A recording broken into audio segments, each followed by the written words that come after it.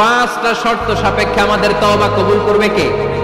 তওবা কবুল হওয়ার কিছু শর্ত আছে, পাঁচটা। কয়টা? চিৎকার মেরে বলতে হবে, তওবা কবুল হওয়ার শর্ত কয়টা? এক নম্বরে হচ্ছে আল ইকরা, acknowledgement. You have to give the acknowledgement that you are the greatest sinner on earth. আপনাকে ঘোষণা দিতে হবে যে আপনি পৃথিবীর সবচেয়ে বড় পাপী। এক নম্বর শর্ত, আপনি বলেন যে আল্লাহ, আমার চেয়ে বড় পাপী নাই, আকাশের নিচে জমিনের উপরে আমি সবচেয়ে বড় পাপী, এমন কোন পাপ নাই যেটা আমি করি নাই, ঠিক কিনা? এক নম্বরে পাপের ঘোষণা দেন। দুই নম্বরে আন-নাদাম, নাদাম মানে repentance. You have to be repentant for what you have done. আপনাকে অনুতপ্ত হতে হবে, চোখের পানি ছাড়তে হবে। আল্লাহ, আমি লজ্জিত, আল্লাহ আমি নাদান, আমি পিশাচ, আমারে মাফ করে দাও। তার মানে স্বীকার গেলেন কি অন্যায় করেছেন। দুই নম্বরে আপনি অনুতপ্ত হলেন। তিন নম্বরে স্টপ, যেই পাপ করতেছিলেন ওইটা থামান। Stop what you have done, যেটা করতেছিলেন আগে থামান। আপনি সুদ খাইছেন, অনুশোচনা আসলো, মাফও চাইতেছেন, আবার সুদও খাইতেছেন, হবে? আপনি ঘুষ খেয়েছেন, তওবা শুরু করলেন, আবার ঘুষও খেয়ে যাচ্ছেন, হবে? থামেন, স্টপ। তিনটা কাজ। চার number, to hate what you have done, ঘৃণা করতে হবে। যে পাপটা করেছেন মন থেকে, ওই পাপটাকে ঘৃণা করতে হবে। পাঁচ নাম্বার শর্ত হচ্ছে to determine that you never repeat this sin again in your life. আল্লাহর ওয়াদা দেন, কমিটমেন্ট দেন যে আল্লাহ, আমার জীবনে পারতপক্ষে এই পাপ জীবনেও করব না। চিৎকার করে বলেন ঠিক কিনা? তার মানে আপনি স্বীকার যান, তারপরে আপনি অনুতপ্ত হবেন, যে পাপ করেছেন থামিয়ে দিবেন, পাপটারে মন থেকে ঘৃণা করবেন, আর আল্লাহরে ওয়াদা দিবেন, আল্লাহ আর করব না। এই পাঁচটা শর্তের আলোকে তওবা করলে জীবনের সব গুনাহ মাফ করে দিবে কে?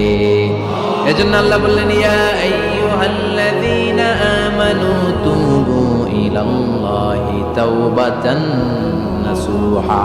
তওবার মতো তওবা করো, সব গুনাহ মাফ করতে পারে কে? তওবা করবেন তো? রাজি আছেন? কবে করবেন? এই মুহূর্তে তওবা করবেন। এই মুহূর্তে আল্লাহর কাছে ক্ষমা চাই, আল্লাহ জীবনের সব গুনাহ মাফ করে দাও। আমাদের দেশে তওবা করার জন্য হুজুর লাগে, কথা কন? পিসা হুজুর, বড় হুজুর, ছোট হুজুর, হাফেজ সাহেব লাগে না? হাফেজ সাহেব, ইমাম সাহেব, এদের ছাড়া নাকি তওবা হয় না। এটা ভুয়া কথা। আপনি অনুতপ্ত হন, আপনি চোখের পানি ছাড়েন, আপনি আপনার রবরে বলেন, ক্ষমা করে দিবে কে? ইমাম সাহেব আসতে হবে, শর্ত না। পীর সাহেব হুজুর এসে হুজুরের হাতে হাত রেখে তওবা পড়তে হবে, শর্ত না। আপনার রবরে ডেকে চোখের পানি ছেড়ে ক্ষমা চান, ক্ষমা করবে কে? সব সময় 24/7 তওবার দরজা খোলা, দুইটা সময় ছাড়া। ভালো করে মনে রাখবেন, মুখস্থ ঠোঁটস্থ যেন থাকে। দুইটার সময় তওবা কবুল হয় না। চিৎকার করে বলেন, কয় সময়? দুই সময়। এক হলো বাদাল গারগারা, গারগারানি যখন আসে, মালাকুল মাউত যখন চলে আসে, মালাকুল মাউতরে যখন দেখে ফেলবেন, তখন তওবা কবুল হবে নাকি?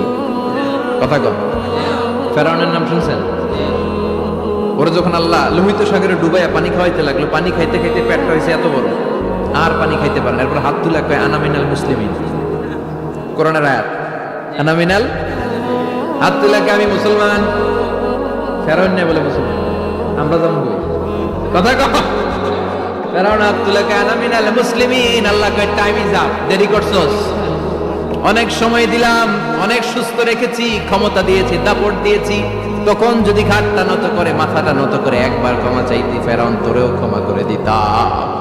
কিন্তু সময় শেষ হওয়ার পরে আমি মুসলমানদের অন্তর্ভুক্ত বললে কোনো লাভ হবে নাকি? আল্লাহ বলল, সময় নাই, সময় শেষ। কারণ মুসা আলাইহিস সালামের সাথে তো ভাই অনেক দাওয়াত দিল, যাকাত দে, কারণ যাকাত দিব না, এই সম্পদ আমি কামাইছি, আল্লাহ দেয় নাই। মুসা আলাইহিস সালাম বললেন, তাহলে আযাবের অপেক্ষা কর, আযাব চলে আসলো। আল্লাহ বলেন, মুসা সেফ জোনে যাও, সরো, এখনই আযাব। ফাখাসাফনা বিহি ওয়া বিদারিহিল আরদ, পুরো ফাইমের জমিনটার আল্লাহ কাঁপিয়ে দিলেন, আর কারুনকে সহ পুরো সম্পত্তি তার জামিনের ভিতরে দাবিয়ে দিলেন।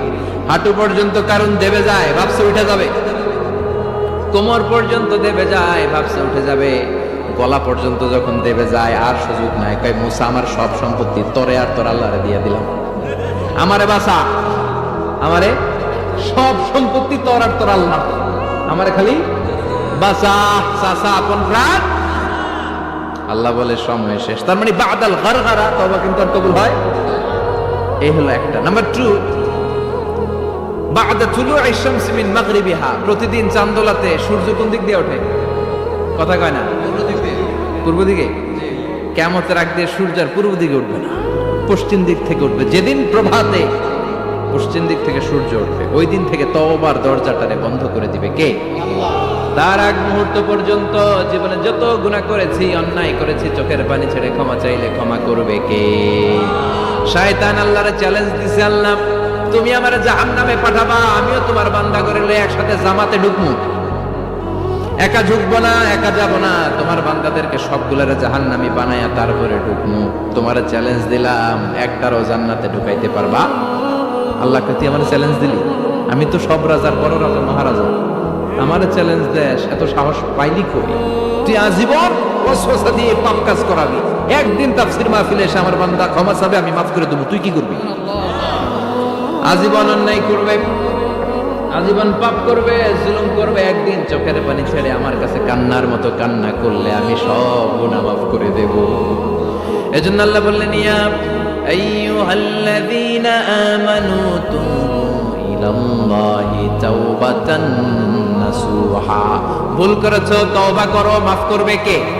সাইয়েদনা আদম আলাইহিস সালাম ভুল করলেন, দুনিয়ায় এসে শত শত বছর কাঁদলেন, কিন্তু ক্ষমা হয় না। আল্লাহরে বললেন, আল্লাহ কি করলে ক্ষমা পাবো বলো? ফাতালাক্কা আদম মির রাব্বিহি কালিমাতিন ফাতাবা আলাইহি। আল্লাহ বললেন, ও আদম, তোমারে কিছু কালেমা শিখাইয়া দেই, এই কালেমাগুলো দিয়ে আমার কাছে দোয়া করো, ক্ষমা করে দেব। আল্লাহ শিখাইয়া দিলেন, ও আদম, দুই হাত তুলে চোখের পানি ছেড়ে আমার কাছে পড়ো, রব্বানা, পড়েন, রব্বানা যালামনা আনফুসানা ওয়া ইল্লাম তাগফির লানা ওয়া তারহামনা লানাকুনান্না মিনাল খাসিরিন। এটা শিখাইতেছিল আল্লাহ। আল্লাহ, আমি জুলুম করেছি, অন্যায় করেছি, ভুল করেছি, পাপ করেছি, তুমি যদি ক্ষমা না করো, ক্ষমা করার কেউ নাই, ঠিক কি না?